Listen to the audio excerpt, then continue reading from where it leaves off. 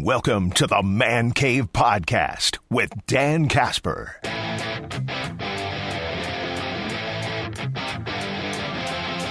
now that we are about 24 hours after the fact, you let it marinate a little bit. You know, you've gone through the different stages of emotions and such. Now that you've had time to kind of reflect, think about it, ponder it, banter about it with your buddies through a texting chain or at the bar stool or wherever. Has your initial thoughts changed and or such? You know, because obviously now there's a bigger spotlight on a few different individuals within this organization. And let me throw this out there too. Does it change goals, your aspirations, your thoughts for the upcoming season? I mean, do you feel like, oh man, I'm not expecting, you know, playoffs or anything like that anymore and such? I mean, does it change anything like that for you at all? But you know, when I thinking about it a little bit more throughout the day yesterday, and just obviously reading a lot of blogs, articles, listening to other people's comments and such, and just getting other input and that, and just thinking about this team overall. And you know, I think it's fair to say, on one hand, it's a risk. It's a risk to move on from Jaire and to go forth with Keyshawn Nixon, Nate Hobbs, and Carrington Valentine as your top three corners. I think it's fair if you want to label that a risky decision, or a decision that, you know, you're gambling a little bit, essentially. I think it's fair to say that. But I also think it's fair to say, well, look at the last couple of years, and, you know, the Packers have barely had Jaire Alexander out there to begin with, and you would be right. So, I mean, it's boiled down to just availability. And Jaire is practically 50-50 in terms of availability. I mean, there's no question, if Jaire's on the field, it's a difference in the secondary in terms of the talent on the field. I mean, I don't think that's like a hot take or a bold take or anything like that. If he's out there on the field and he's playing at a high level, I mean, the guy is definitely one of the better corners in the league. But it's come to the last couple of years, you can't really trust it. You can't really trust him to be out there. And especially last year, we saw a lot of adjusting on the fly in terms of game planning from Jeff Hafley, and putting different guys in different positions and such. So, you know, when I look at this, for one, I'm not expecting, maybe I'm wrong, maybe I'll be surprised, I wouldn't disagree with it at all, but I'm not expecting Green Bay to make any moves in terms of free agents or trades for a corner and that. I mean, I think anybody hoping that Green Bay all of a sudden trades for Jalen Ramsey, I wouldn't get your hopes up, or I wouldn't have that as an expectation now. Like, I hope there's not a ton of people out there saying, well, gosh darn it, they better trade for Jalen Ramsey now. I don't have that expectation, because I think you're setting yourself up for disappointment. So I'm not expecting that. And again, maybe I'm just setting the bar a little low, that in case they do make a move, that, all right, cool, sweet. But really, I think we have to have the expectation, these are your top three, with Javon Bullard probably going to be playing more of the nickel slot type of role. So with that being the case, obviously there's a bigger spotlight on a few different people in this situation, one being Keyshawn Nixon. You can look at different statistics and numbers from last year, and depending on which ones you're going to look at, they'll probably paint a couple different pictures of how well Keyshawn Nixon played last year. There's some advanced numbers that shows Keyshawn Nixon played fairly well, that it was probably his best year defensively, not taking special teams into account, but defensively. Then, you know, there's other numbers, like, you know, we mentioned quarterback rating and such when targeted. There's other numbers that said, well, maybe he wasn't that good. Again, I think you could have a lot of stats and formulas and those advanced metrics to write certain narratives in that. But there's no question about it. The biggest spotlight on this is going to be Keyshawn Nixon if he is, in fact, the number one corner on this team right now. If he is the number one corner. And I think it's also fair to say that maybe you're a little uneasy about that just because it's maybe a little bit of an unknown for you. But, I mean, he's going to get tested. Let's not kid ourselves. Keyshawn Nixon is going to get tested, and we are going to find out fairly quick if he legit can be a number one corner on a team that's got championship goals. You look at the schedule and you look at the receivers he's going to be going up against. I mean, right away, the Lions, whether it's Amon-Ra St. Brown or Jameson Williams, Terry McLaurin, Deebo Samuel, week 2 against the Commanders, Jerry Jeudy against the Browns.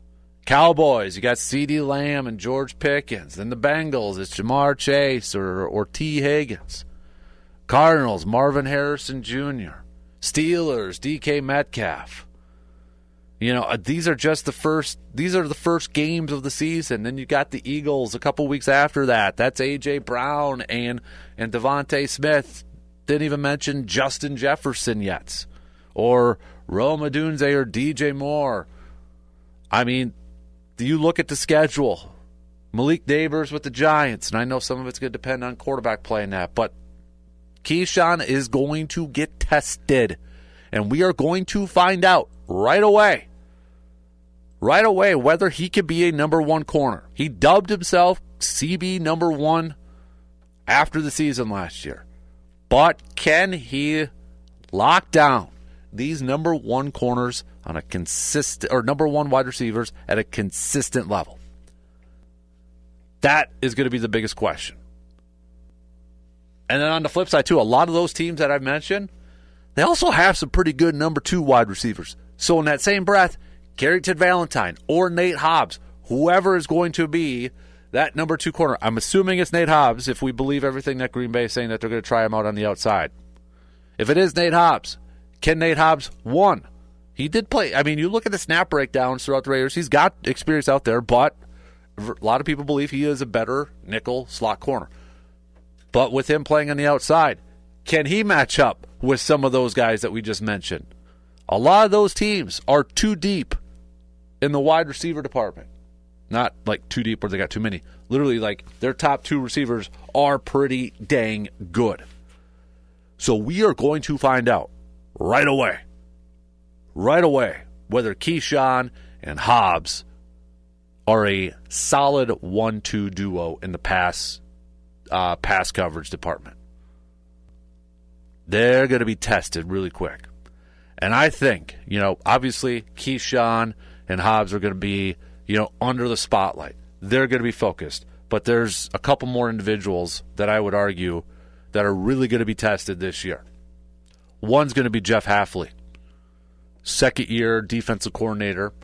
This is the defense that he has been given. He is a secondary coach by trade. That's where his position experience comes from.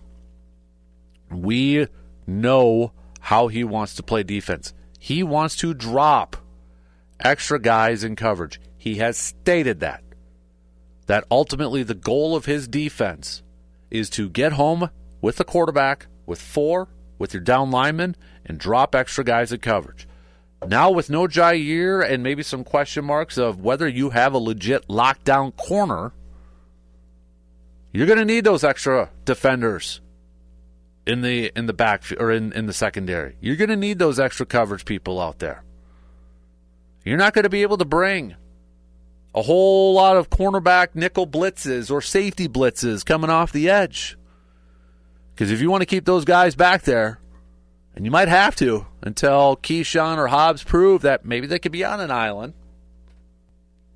This is going to be interesting to see how Hafley goes about this and game plans and schemes. And he got dealt a short hand quite a bit last year with injuries and trying to adjust and moving different players around in that. So health is going to be I think a big key for the secondary in this season too. Like, if we have some injuries to the safety group again, like let's say Evan Williams or gosh forbid, Xavier McKinney misses any time, and then Bullard's got to be pushed over there, and then you got to move somebody else to a nickel role or slot role. I mean, health is going to play a big importance to the secondary, and it plays a big importance to any team and at any level on any side of the ball and such. But Hafley, for me, this is going to be a huge test for him to see, one, how great of a game planner he is, because not only with what he has on the roster, but also the teams he's going up against with their receivers, what's the game plan going to be, but how he's going to be calling these games, these situations and such. And it puts a lot on the position coaches. Derek Ansley Jr., the secondary coach, the pass game coordinator on the defensive side. He's a former defensive coordinator too. He's got that experience. And we know too, it's going to put a lot more pressure on that defensive line that, okay, Lucas, okay, Rashawn, okay, Kenny, Devontae.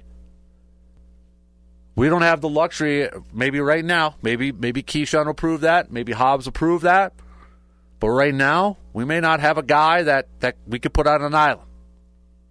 Or a guy that can hang with some speed guys like a Justin Jefferson for, longer than 3 seconds. We got to get home quick.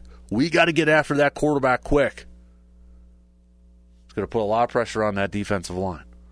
So Jeff Hafley, this is the defense you have been given. This is the secondary you have been given. How can you mold that? What kind of game plans are you going to be able to come up with? How are you going to be able to call games going up against these talented teams from the wide receiver department? A ton of Pro Bowlers, a ton of all-pro style wide receivers. It's going to be a huge test. It's going to be a huge test. And the other person I would argue, too, that is really going to be put under the microscope or the spotlight, whatever you want to say, is Brian Gutekunst, the Packers general manager in this. Because, yes, he brought in Nate Hobbs. He signed Nate Hobbs. But let's not kid ourselves, too. I hope Nate Hobbs works out. And from everything we've heard from Raiders fans or people, insiders and such, Nate Hobbs is well-liked, is a good football player. But we can't ignore the fact that, yes, he has been dealt with some injuries. You can't ignore that. We can't use that as an excuse for one player, Jaire's case, let's say, and not bring it up with Nate Hobbs, who has missed time with injuries. So he brought him in, he invested some money in him, but let's call it out, he has dealt with some injuries. And that is the only move between the secondary and the defensive line that essentially has been made all offseason. Yes, you have some picks, draft picks, day 3 picks for the defensive line and the secondary. But obviously he felt they weren't bigger priorities, specifically on the defensive line. And I understand it from his mindset. He's like, all right, I've got 4 first-round picks already on the defensive line. These guys, it's time they got to ball out, and they got to play to that level. I understand that mindset, but you're also taking a little bit of a gamble, and you're taking a little bit of a risk by rolling the dice with this same group. And you're really hoping that Covington, your new defensive line coach, is going to be able to get more out of that group. You're putting a lot on the shoulders of that new position coach coming in here. Again, former defense coordinator, defensive staff, has a lot of experience. But it's a gamble. It's a risk. And you look at the secondary. No Jaire. You bring in Hobbs. You have Xavier McKinney back. Evan Williams had a nice rookie year last year. Bullard logged a lot of snaps too. Carrington Valentine has logged a lot of snaps. You've got some experience there. But from a talent perspective, is it as good as it should be for a team that is competing for a championship, that has Super Bowl goals? Should he have done more from a talent standpoint to bring in more talent? That is going to be under, because let's face it. Worst case scenario, this defense doesn't play great, or there's not great coverage by some of these corners. The first person that'll get the blame, or the person that'll get all the finger pointing from fans will be Goody. It'll be from people saying, you should have did more. You should have done more in the offseason. You should have went out and got a pass rusher. You should have went out and drafted a corner earlier. You should have done this. You should have done that. I think this is a year. You hear from a lot of fans talking about Matt LaFleur and entering, kind of I think an important year or a big year. I would argue now, Goody should be in that same breath. Not saying he should be fired. I'm not saying that. But I'm saying this is a season, heading into this season, where I would argue he is putting some chips in and gambling on some of his players and gambling on some of his decisions. Maybe a little bit risky at times, but this is going to be, I think, a year where a lot of his decisions or non-decisions are going to be highlighted by fans. If they work out, awesome. And then, you know what? Goody, I'll buy you a beer the next time I see you and say, dude, you nailed it, man. You went with your gut. You went with your decision. You stuck with it, and it flipping worked out. Awesome, man. And I hope it does. But if it doesn't, you're going to have a lot of finger pointing and a lot of blame saying, see, told you. But, man, I hope it's right. That's what I'm rooting for. Obviously, he is 500 times smarter than all of us when it comes to player evaluation and decisions and such. But I think it's fair if you're a fan to be like, I'm a little nervous. I will say, though, when you look back at the past defense last year, if you look at some of the numbers, I do think they played better than maybe we kind of expected at times. Or when you kind of take a look back at it. One nugget that really kind of, I'll admit, I either forgot or I flat out didn't know. Packers last year only one 100-yard receiver allowed last year. That was A.J. Brown from the Philadelphia Eagles. Just one. And you're seeing a narrative on social media especially that take out Jaire. A lot of it is the same from last year, except Hobbs over Eric Stokes, and that's an upgrade. I would agree with that Hobbs is an upgrade over Eric Stokes. I would agree with that, but in the same breath, I wouldn't use that narrative as, hey, we're better than last year, we're fine. But could we be actually, was last year where we were a top 5 secondary, top 5, unit in the pass defense and such? Was there room to get better? I would say yes. I would say yes. I hope it works out. I hope the grand scheme and the whole plan works out. I totally get the decision to move on from Jaire. I understand it. I totally get it. I'm not ripping it. I'm not ripping the decision. It just felt like it was time for both sides. If they couldn't agree, if they couldn't, sing a little kumbaya together and make it work for another year, it was time. It was probably time. But in the same breath, I think it's also fair to look at this group and be like, okay, this is what we're going to roll with. Keyshawn, spotlight. Hobbs, spotlight. Halfley, spotlight. Goody, definitely a spotlight. Let's see it all. Defensive line, oh yeah. That defensive line could get home with 4, with your down lineman. It's going to solve a lot of these questions I think that we have in that secondary. But I think, I'm already kind of projecting into the season. And say Green Bay's going up against a speedy guy, a speedy wide receiver. And let's say Green Bay's having some success at rushing the passer.